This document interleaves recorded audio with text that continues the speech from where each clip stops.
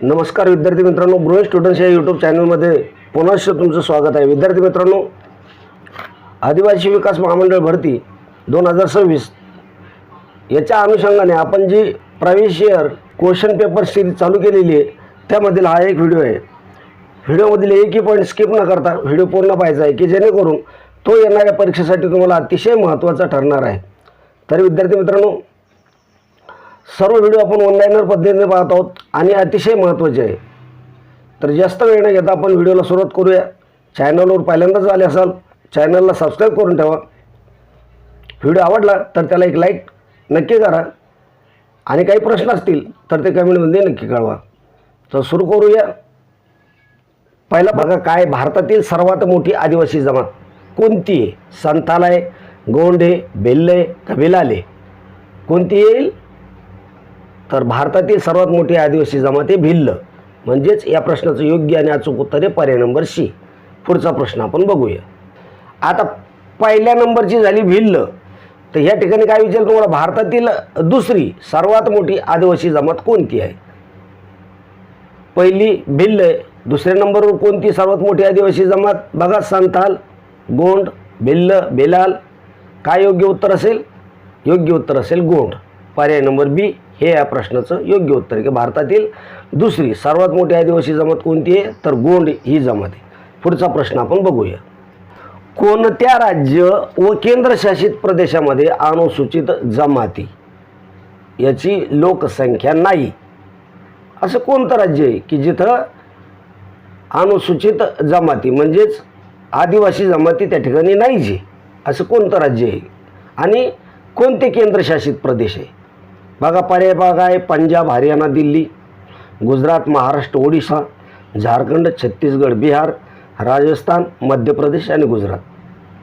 4 पर्याय तुमच्यासमोर दिलेले आणि तुम्हाला काय विचारलेले की कोणत्या राज्यात व केंद्रशासित प्रदेशामध्ये अनुसूचित जमातीची लोकसंख्या नाही आहे? काय योग्य उत्तर असेल याचं? याचं योग्य उत्तर येतं बघा पर्याय नंबर ए. पंजाब, हरियाणा आणि दिल्ली हे जे राज्य आहे या राज्यामध्ये अनुसूचित जमाती याची लोकसंख्या नाही आहे. आता मग केंद्रशासित प्रदेश कोणते की ज्याच्यामध्ये अनुसूचित जमातीची लोकसंख्या नाही आहे? तर मी तुम्हाला खाली लिहून देतो बघा. पंजाब, हरियाणा, दिल्ली ह्या राज्यामध्ये नाही आणि केंद्रशासित प्रदेश जर म्हणलं तर चंदीगड, दिल्ली आणि पांडुचेरी या 3 केंद्रशासित प्रदेशात सुद्धा अनुसूचित जमातीची लोकसंख्या नाही आहे. पुढचा प्रश्न आपण बघूया. अणुभट्ट्यामध्ये इंधन म्हणून कशाचा वापर करतात? ज्या अणुभट्ट्या असतात याच्यामध्ये इंधन म्हणून कशाचा वापर केला जातो? कोळशाचा केला जातो, निऑनचा केला जातो, युरेनियमचा केला जातो की हेलियमचा केला जातो? अणुभट्ट्यामध्ये कशाचा उपयोग करतात इंधन म्हणून? तर युरेनियमचा उपयोग करतात. म्हणजेच या प्रश्नाचं योग्य आणि अचूक उत्तर काय येईल? पर्याय नंबर सी. पुढचा प्रश्न आपण बघूया. युनियन कार्बाइड वायू दुर्घटना कोणत्या शहरात झाली होती? सर्वांना या प्रश्नाचं उत्तर माहीत असेल की जी युनियन कार्बाइड वायू दुर्घटना होती ही कोणत्या शहरात झालेली आहे? बघा, पर्यायामध्ये काय दिलं आहे? कानपूर दिलं आहे, अलाहाबाद दिलं आहे, भोपाळ दिलं आहे आणि गोरखपूर दिलं आहे. कोणत्या शहरामध्ये झाली होती ही दुर्घटना? तर ही झाली होती भोपाळमध्ये. म्हणजेच या प्रश्नाचं योग्य आणि अचूक उत्तर आहे पर्याय नंबर सी. पुढचा प्रश्न आपण बघूया. ग्रीन हाऊस इफेक्ट कशाशी संबंधित आहे? ग्रीन हाऊस इफेक्ट कशाशी संबंधित आहे? हरित क्रांतीशी संबंधित आहे, दुग्ध क्रांतीशी संबंधित आहे की वातावरणातील बदलाशी संबंधित आहे की मानवी आजारावर संबंधित आहे? ग्रीन हाऊस इफेक्ट कशाशी संबंधित येतो? योग्य आणि अचूक उत्तर देत चला. काय उत्तर असेल याचं? याचं उत्तर येईल बघा वातावरणातील बदल. म्हणजेच पर्याय नंबर सी हे या प्रश्नाचं योग्य आणि अचूक उत्तर आहे. पुढचा प्रश्न आपण बघूया. श्रावणबेळगोळ हे तीर्थस्थान कोणत्या पर्वतात आहे? श्रावणबेळगोळ कशासाठी प्रसिद्ध हे तुम्हाला माहीत असेल, परंतु कोणत्या पर्वतात आहे असं तुम्हाला विचारलेलं आहे. बघा, पर्यायामध्ये काय दिले? हिमालय, सातपुडा, विंध्यगिरी आणि द्रोणाचल. तर श्रावणबेळगोळ कोणत्या पर्वतामध्ये आहे? तर त्याचं योग्य उत्तर आहे पर्याय नंबर सी, विंध्यगिरी या पर्वतामध्ये हे स्थळ स्थित आहे. पुढचा प्रश्न आपण बघूया. भारतातील इलेक्ट्रॉनिक उद्योगाची राजधानी कोणते शहर आहे? इलेक्ट्रॉनिक उद्योगाची राजधानी कोणतं शहर आहे? पर्यायामध्ये पहा काय, नागपूर, मुंबई, पुणे, बेंगळुरू. योग्य उत्तर काय येईल, पर्याय नंबर ए बेंगळुरू. हे जे शहर आहे हे काय आहे, इलेक्ट्रिक उद्योगाची राजधानी म्हणून ओळखलं जाणारं शहर आहे. या शहराला अनेक नावं आहेत, परंतु या ठिकाणी तुम्हाला जो प्रश्न विचारला त्याच्या संदर्भात आपण त्याचं उत्तर देऊया. पुढचा प्रश्न बघा काय, टायगर कॅपिटल ऑफ इंडिया म्हणून कोणते शहर ओळखले जाते. काय, टायगर कॅपिटल ऑफ इंडिया म्हणून कोणतं शहर ओळखलं जातं. चंद्रपूर, भोपाळ, नागपूर, इंदोर. काय योग्य उत्तर असेल, tiger capital of India Nagpur या शहराला ओळखलं जातं. म्हणून या प्रश्नाचं योग्य उत्तर आहे पर्याय नंबर सी. पुढचा प्रश्न आपण बघूया, सुवर्ण मंदिर कुठं आहे.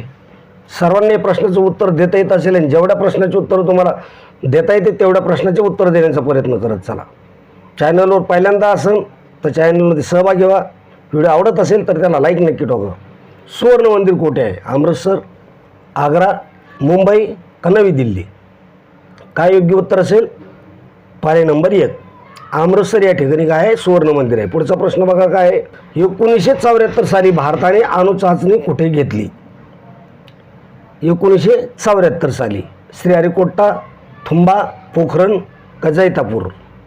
कोणत्या ठिकाणी भारताने अणुचाचणी घेतलेली आहे, तर पोखरण या ठिकाणी घेतलेली आहे. म्हणजेच या प्रश्नाचं उत्तर आहे पर्याय नंबर सी.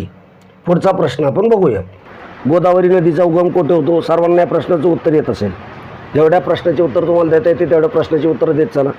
गोदावरी नदीचा उगम कुठे होतो, महाबळेश्वरला होतो, त्र्यंबकेश्वरला होतो, भीमाशंकरला का सातपुडा पर्वतात.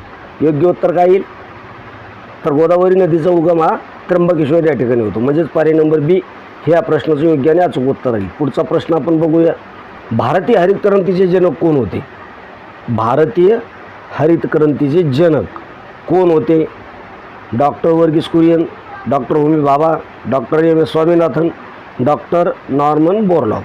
काय उत्तर असेल, डॉक्टर एम एस स्वामीनाथन हे काय आहे, भारतीय हरित क्रांतीचे जनक आहे. आता या ठिकाणी तुम्हाला असाही प्रश्न येईल की महाराष्ट्राच्या हरित क्रांतीचे जनक कोण होते. त्यानंतर बाकीच्या पर्यायाबद्दल सुद्धा तुम्हाला विचारले जाईल की डॉक्टर वर्गीस कुरियन यांनी कशामध्ये क्रांती केलेली आहे, नॉर्मन बोरलॉग यांनी कशामध्ये क्रांती केलेली आहे. या ठिकाणी आपलं उत्तर आहे हरित क्रांतीचे जनक भारतीय एम एस स्वामीनाथन. पर्याय नंबर सी हे या प्रश्नाचे योग्य आणि अचूक उत्तर आहे. पुढचा प्रश्न आपण बघूया, वैद्यकशास्त्राचे जनक कोणास म्हटले जाते.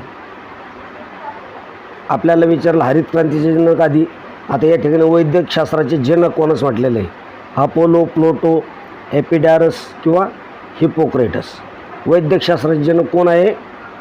4 पर्यायापैकी योग्य उत्तर आहे पर्याय नंबर डी हिप्पोक्रेटस. हे जे हे काय आहे, तर वैद्यकशास्त्राचे जनक यांना म्हटलं जातं. पुढचा प्रश्न आपण बघूया, स्वराज्य हा माझा जन्मसिद्ध हक्क आहे आणि तो मी मिळवणारच हे बोल कोणाचे आहे. सर्वांना या प्रश्नाचं उत्तर येत असेल.